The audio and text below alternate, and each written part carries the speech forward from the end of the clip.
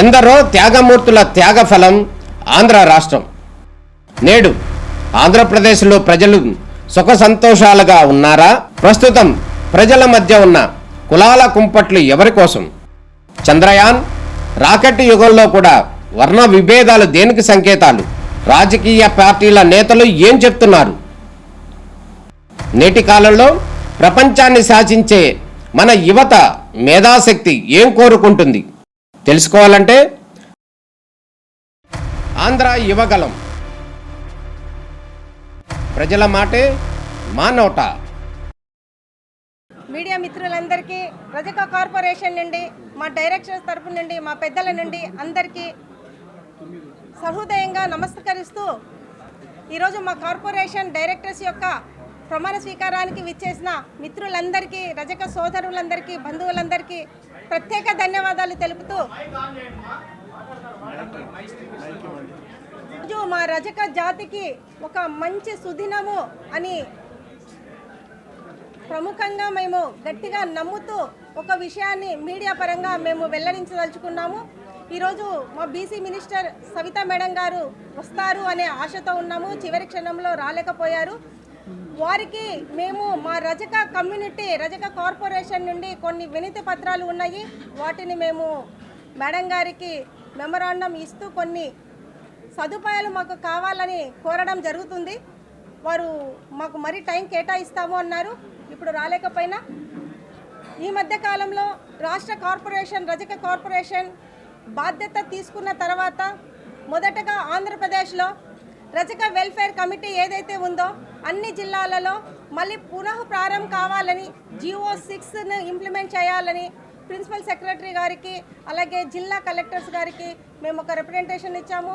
వారందరూ పెద్దలు సానుకూలంగా స్పందించి వాటి అమలు కోసము ప్రయత్నం చేశారు, ఇంప్లిమెంట్ చేస్తున్నారు. కొన్ని జిల్లాలలో వచ్చేసింది, మిగతా జిల్లాలో తొందరలో వెల్ఫేర్ కమిటీ ప్రారంభమవుతుంది. రెండవది జియో నంబర్ 27 ఏదైతే గవర్నమెంట్ ఇన్స్టిట్యూషన్స్ ఉన్నాయో వాటన్నింటిలోన రజక సోదరులకు, సోదరీమణులకు రావాల్సిన ఏదైతే ఉద్యోగాలు ఉన్నాయో అవి కేవలం రజకులకు మాత్రమే రావాలి అని మేము ఒక రిప్రజెంటేషన్ ఇచ్చాము.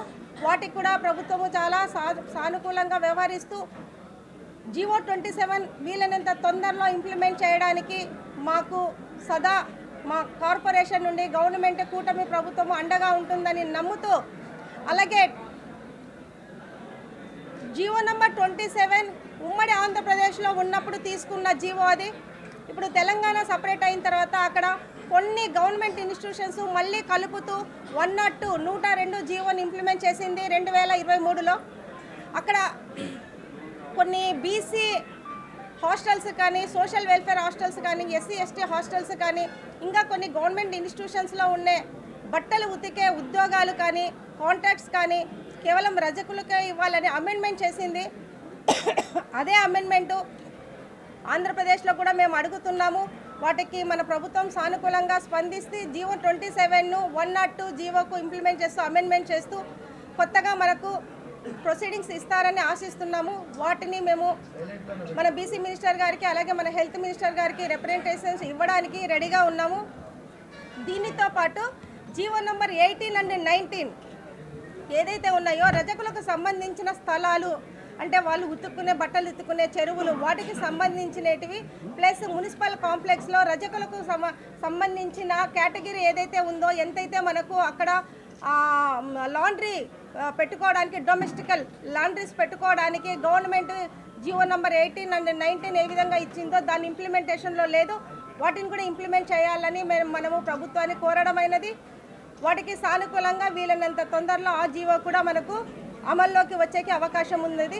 ఇవన్నీ కూడా మేము మన మినిస్టర్స్ గారికి, మన హెల్త్ మినిస్టర్ గారికి, మన బీసీ మినిస్టర్ గారికి రిప్రజెంటేషన్ రూపంలో మనం అందించాలన్నాము. వీటిని మరి తర్వాత వారు స్వీకరిస్తాను అన్నారు. వీలైనంత తొందరలో మనకి ఈ జియోస్ అన్ని అమలులోకి వచ్చేకి అవకాశం ఉంది. సో ఈ జియోస్ అమలులో కానీ మన ఐక్యత, ఇంతమంది మనం ఒక్క చోట చేరి అన్ని జిల్లాల నుండి ఇంత దూరంగా వచ్చిన ప్రతి ఒక్కరికి పేరు పేరున ధన్యవాదాలు తెలుపుతూ, ఇక్కడున్న సీనియర్ పెద్దలు వాళ్ళ సలహాలు, సూచనలు తీసుకోవడానికి రజక కార్పొరేషన్ నుండి యాజ్ ఏ చైర్మన్గా ప్లస్ మా డైరెక్టర్స్ అందరూ సభాముఖంగా మాట ఇస్తూ రజక కార్పొరేషన్ నుండి ఎక్కువగా బెనిఫిట్ రజకుల్లో ఉన్న ప్రతి చిట్ట చివరి అట్టడుగు ఉన్న రజక జాతి బిడ్డకు చేరేలాగా చేస్తుంది, కష్టపడుతుంది అనేసి మా రజక కార్పొరేషన్ నుండి మాటిస్తున్నాను. ధన్యవాదాలు.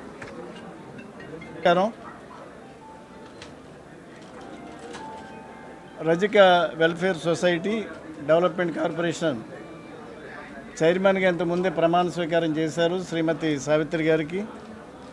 వారికి హృదయపూర్వకంగా అభినందనలు తెలియజేస్తూ, ఈ రోజున ఏదైతే డైరెక్టర్స్గా ప్రమాణ స్వీకారం చేస్తున్నారో అందరికీ పేరు పేరున పేర్లు ఇవ్వమ్మా, వీళ్ళ పేర్లు ఇవ్వండి.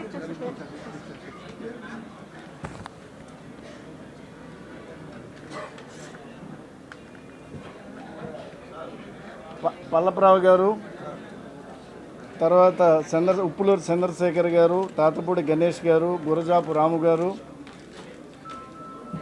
వేగులాడ దుర్గారావు గారు, అన్నసముద్రం మదన్మోహన్ గారు, గొల్లపల్లి ధర్మారావు గారు, వల్లూరు మధుసూదన్ రావు గారు, అరగొండ చంద్ర గారు, అల్లం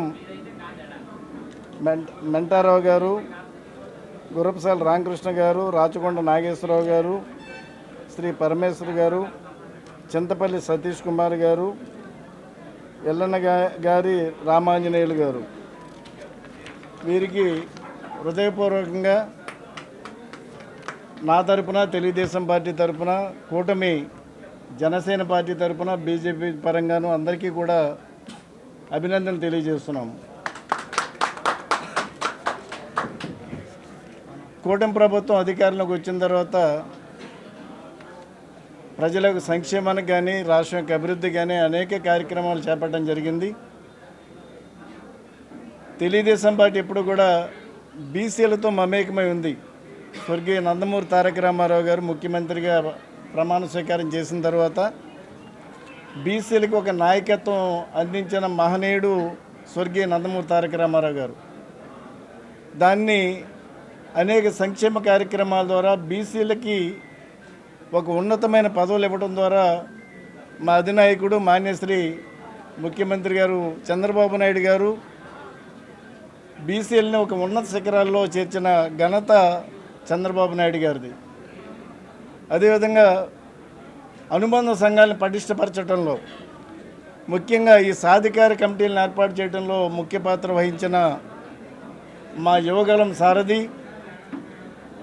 జాతీయ ప్రధాన కార్యదర్శి మంత్రివర్యులు శ్రీ నారా లోకేష్ బాబు గారికి అందరూ కూడా రుణపడి ఉండాల్సిన అవసరం ఉంది. ఎందుకంటే బీసీల పరంగా ఒక డిమాండ్ తీసుకొచ్చి అన్ని కులాలకి, సామాజిక వర్గాలకి కార్పొరేషన్స్ ఉండాలని చెప్పి ఒక డిమాండ్ తీసుకొచ్చిన తర్వాత దాన్ని హృదయపూర్వకంగా సపోర్ట్ చేసిన వ్యక్తి శ్రీ నారా లోకేష్ బాబు గారు.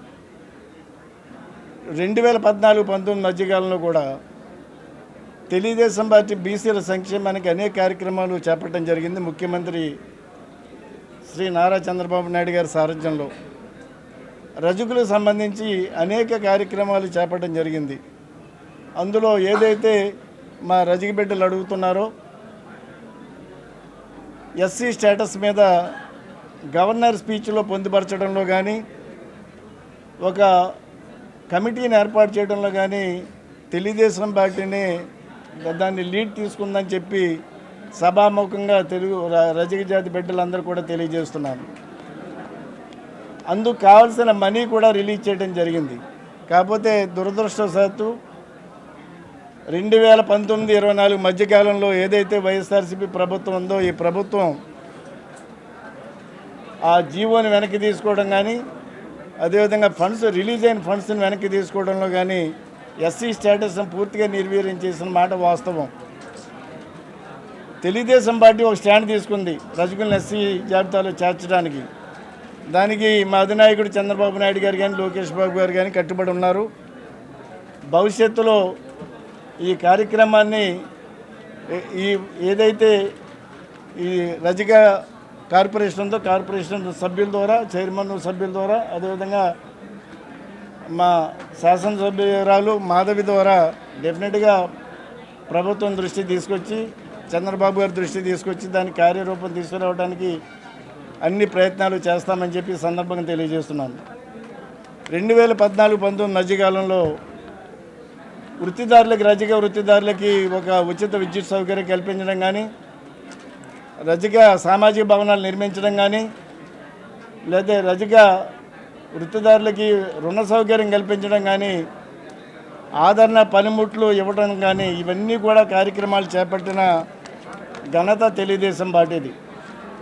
ఇప్పుడు కూడా మీరు ఈ మధ్యకాలంలో బడ్జెట్లో చూసుంటారు, 4 నెలల బడ్జెట్కి సంబంధించి బీసీలకు 39,000 కోట్లు కేటాయింపు చేసిన ప్రభుత్వం ఏదైనా ఉందంటే అది తెలుగుదేశం ప్రభుత్వం, కూటమి ప్రభుత్వం. ఇప్పుడు అందులో అన్ని కార్యక్రమాలు కూడా తొందరలోనే భవిష్యత్తులో రూపుదిద్దుకోబోతున్నాయి. ఇవన్నీ కూడా ఉన్నాయి. ఆదరణ పథకాన్ని పునరుద్ధరించడానికి పెద్ద ఆయన చంద్రబాబు గారు కృతనిశ్చయంతో ఉన్నారు. అదేవిధంగా బ్యాంకుల ద్వారా రుణ సౌకర్యం కల్పించడానికి కృతనిశ్చయంతో ఉన్నారు. రజక వృత్తిదారుల బిడ్డలకి ఎవరైతే వృత్తిలో ఉన్నారో వాళ్ళందరూ కూడా ఉచిత విద్యుత్ సౌకర్యం కల్పించడానికి కృతనిశ్చయంతో ఉన్నారు. ఇప్పుడు నేను ఏదైతే ఎస్సీ స్టేటస్ చెప్పానో దాన్ని కూడా ముందుకు తీసుకెళ్ళడానికి మా ప్రయత్నం మేము చేస్తాము. ఇన్ని కార్యక్రమాలు భవిష్యత్తులో జరగబోతున్నాయి. కాబట్టి ఈ కూటమి ప్రభుత్వం బీసీల యొక్క సంక్షేమానికి కానీ అభివృద్ధికి కానీ కట్టుబడి ఉంది. ఆ విషయాన్ని తెలియజేస్తూ ఈ రోజున ఏదైతే ప్రమాణ స్వీకారం చేశారో మా రజక బిడ్డలు శ్రీమతి సావిత్రి కానీ, అదేవిధంగా డైరెక్టర్స్ కానీ అందరికీ కూడా పేరు పేరున నేను అభినందన తెలియజేస్తూ వాళ్ళ ద్వారా ఈ కార్యక్రమాలన్నీ కూడా ముందుకు తీసుకెళ్తామని చెప్పి ఈ సందర్భంగా తెలియజేస్తున్నాను. నమస్కారం. నమస్కారం అండి. ముందుగా సావిత్రి గారికి శుభాకాంక్షలు. రజక కార్పొరేషన్ చైర్మన్గా నియమితులయ్యారు బీజేపీ నుంచి. అదేవిధంగా 15 మంది డైరెక్టర్లతో ఈరోజు ప్రమాణ స్వీకారం చేసుకోవడం జరిగింది. రజక కార్పొరేషన్లో 15 మందిలో 12 మంది టీడీపీ నుంచి, 2 జనసేన నుంచి, అదేవిధంగా చైర్మన్ గారు బీజేపీ నుంచి రావడం అంటే కూటమి ప్రభుత్వం యొక్క లక్ష్యాన్ని చూపిస్తూ ఉంది. గడిచిన 5 సంవత్సరాల్లో ఏ కార్పొరేషను లేకుండా ఉన్న కార్పొరేషన్లన్నీ కూడా నిర్వీర్యం చేసి ఎక్కడా నిధులు లేకుండా ఏ ఒక్క కులానికి కానివ్వండి లేదంటే మతానికి కానివ్వండి అభివృద్ధి అనేది లేకుండా చేసింది వైసీపీ ప్రభుత్వం. అయితే మన కూటమి ప్రభుత్వం ఏర్పడగానే ఈరోజు ప్రతి కార్పొరేషన్ మీద దృష్టి పెట్టి మళ్ళీ దాని పునర్వైభవం తీసుకొచ్చే ప్రయత్నం మన చంద్రబాబు నాయుడు గారు చేస్తూ ఉన్నారు. అందులో క్రమంగానే ఈరోజు రజక కార్పొరేషన్ని ఏర్పాటు చేసి చైర్మన్గా ఈరోజు డైరెక్టర్లుగా నియమితులను చేశారు. అయితే ఇప్పటికే సంఘాలు నాయకులు ఎందరో రజకుల యొక్క హక్కుల కోసం పోరాడుతూ ఉన్నారు. అయితే ఇటు ఎమ్మెల్సీ గారు కానివ్వండి, ఎమ్మెల్యేగా నేను కానివ్వండి, డైరెక్టర్గా చైర్మన్గా మేడం గారు కానివ్వండి, అందరూ కలిసికట్టుగా ఆ యొక్క హక్కుల కోసం మేము కృషి చేస్తూనే మరోపక్క ఇలాంటి కార్పొరేషన్ల వల్ల భావితరాలకు ఎంతో ఉపయోగంగా ఉండాలి. వృత్తి వ్యాపారాల్లో లేని వారు అంటే భావితరాలు చదువుకొని ఉన్నత శిఖరాలు అధిరోహించి వారి ఔన్నత్యాన్ని పెంచుకునే భావితరాల కోసం ఈ యొక్క కార్పొరేషన్ కానివ్వండి లేదంటే శాసన సభ్యులు కానివ్వండి పాటుపడాలి. సో దానికోసమని ఎక్కడెక్కడి నుంచి అయితే నియమితులయ్యారో డైరెక్టర్లు అందరూ కూడా వారి ప్రాంతాల్లో ఉన్న భావితర పౌరుల మీద దృష్టి పెట్టి వారి చదువులు కానివ్వండి లేదంటే వారి ఉద్యోగరీత్యా కానివ్వండి ఇతరత్ర వారు పైకి వచ్చే అభివృద్ధి చెందాల్సిన అంశాల మీద దృష్టి పెట్టి మన కుటుంబాల్లో ఉన్న పిల్లలందరూ కూడా గొప్పవారు అయ్యేలాగా ఈ యొక్క కార్పొరేషన్ మనకి ఎప్పుడు సహాయ సహకారాలు అందించాలి. అదేవిధంగా శాసనసభ్యురాలిగా అదేవిధంగా ఎమ్మెల్సీ గారు కూడా ఖచ్చితంగా మన యొక్క ఈ జాతి ముందుకు తీసుకెళ్లే విధంగా మేము పాటు పడతాము అని చెప్పి సభాపూర్వకంగా మీడియాపూర్వకంగా చెప్పడం జరిగింది. అదేవిధంగా చంద్రబాబు నాయుడు గారు ఖచ్చితంగా మనకి ఇచ్చిన ఈ గౌరవాన్ని నిలబెట్టుకుంటూ మన అభివృద్ధి కోసం మన సంక్షేమం కోసం మనం పాటుపడాలి. అదేవిధంగా రాష్ట్ర ప్రజలందరికీ కూడా మనం ఉపయోగపడాలి అని చెప్పి కోరుకుంటూ మరొక్కసారి నియమితులైన ప్రతి ఒక్క డైరెక్టర్ గారికి చైర్మన్ గారికి శుభాకాంక్షలు చెప్తూ సెలవు తీసుకుంటాం.